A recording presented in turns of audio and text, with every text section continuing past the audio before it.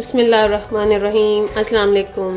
कैसे हैं आप सब लोग? ठीक हैं। आज हम बनाएंगे चावल की खीर। तो उसके लिए ये हमने एक प्याली से थोड़ा कम है चावल लिए हैं और ये 1 लीटर से ज़्यादा हमारा दूध है और ये इलायची ही ली है हमने। चावल मैंने सोख इसीलिए नहीं किए थे कि पहले दिखा दूँ, फिर मैं इसको सोख करके रख देती हूँ। और ये हम इतनी देर हम दूध को रख देते हैं ताकि इसमें ये गर्म हो जाए। इसमें चावल में सोख कर देते हैं। दूध हमने यहाँ पे रख दिया है गर्म होने के लिए। तो इसमें हम ये जो इलायची है इसको मैंने खोल दिया है और ये हम इसमें अभी डाल देंगे। और जब ये खीर बन जाएगी तो इसको हम निकाल देंगे। जो इसके अंदर इसका फ्लेवर आना होगा वो आ जाएगा अच्छा सा।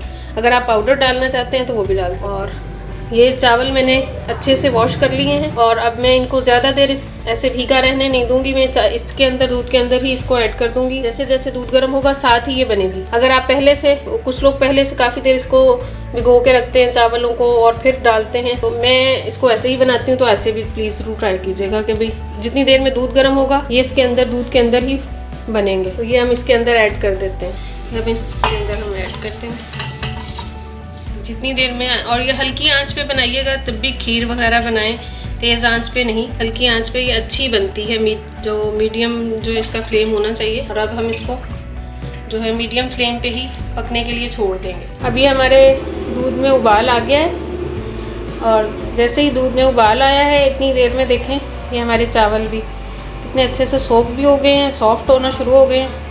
ये साथ डालने से जितनी देर में दूध गर्म होता है और ऐसे ही इतनी देर में चावल भी सॉफ्ट हो जाते हैं उसके साथ। अब हम इसको मीडियम फ्लेम पे ही पकने देंगे। कम से कम घंटा 1.5 घंटा ये पकेगा ताकि अच्छे से ये चावल और दूध यकजान हो जाए। तो बहुत अच्छी, बहुत मज़े की खीर बनेगी।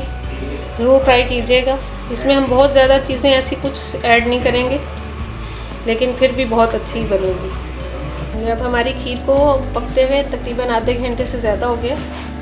देखिए चावल सॉफ्ट भी हो गए और जो है उसके अंदर मिक्स होना भी शुरू है। हल्की आंच पे बनाएंगे तो नीचे भी नहीं लगेंगे और बहुत ही अच्छे। और ये इसमें खुद ब खुद ही थिक हो जाएंगे। इनको हमें ज़्यादा मैश करने की ज़रूरत भी नहीं पड़ेगी। अभी हमने इसमें चीनी ऐड नहीं की है, थोड़ी देर बाद हम इसमें चीनी ऐड कर देंगे। तो प्लीज़ ज़रूर ट्राई कीजिएगा। बहुत अच्छी, बहुत यमी बनती है।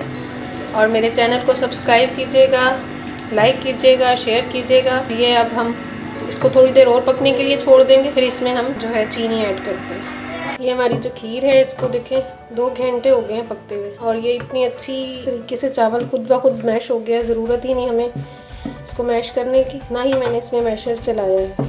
ये चीनी हमने इसमें ऐड कर दी है। ये चीनी जो अपना पानी छोड़ेगी इसको भी हमने खुश करना है। इतनी देर ये और पकेगी। और ये मेरे पास हाफ़ पैकेट क्रीम का है, ये मैं इसमें ऐड करूँगी। ये हमारी जो है वो तकरीबन बस रेडी है। और चीनी अगर आप अपने टेस्ट के हिसाब से कम ज़्यादा कर सकते हैं।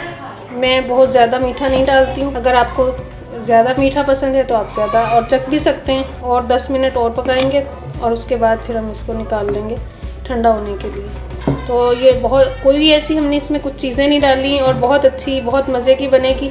बस जितना ये ज़्यादा देर पकेगी आहिस्ता आहिस्ता उतना ही अच्छा इसके अंदर फ्लेवर आ जाएगा ज़्यादा देर पकने से। तो ये ज़रूर ट्राई कीजिएगा। और ये जो इलायची है इसके अंदर, ये अब हम इसमें से निकाल देंगे। जब हम इसको बाउल में निकालेंगे तो ये इलायचियाँ हम इसमें से बाहर निकाल देंगे।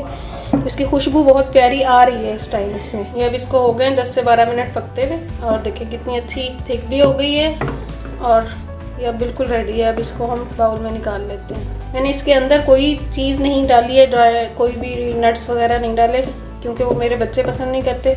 मैं बस ऊपर से ही गार्निश कर दूँगी। ये अब हमारी खीर जो है रेडी हो गई है। तो देखें बहुत मज़े की, बहुत यमी बनी है। ज़रूर आप बनाइएगा। और बहुत जल्द तो बन सकती है लेकिन अगर हल्की आंच पे और थोड़ा टाइम लगा के बनाएंगे तो इसके अंदर फ्लेवर बहुत अच्छा आएगा और जो है बहुत मज़े की बनी है। और अगर आपको मेरे खाने अच्छे लगें तो मेरे चैनल को सब्सक्राइब कीजिएगा, लाइक कीजिएगा, शेयर कीजिएगा। Thank you.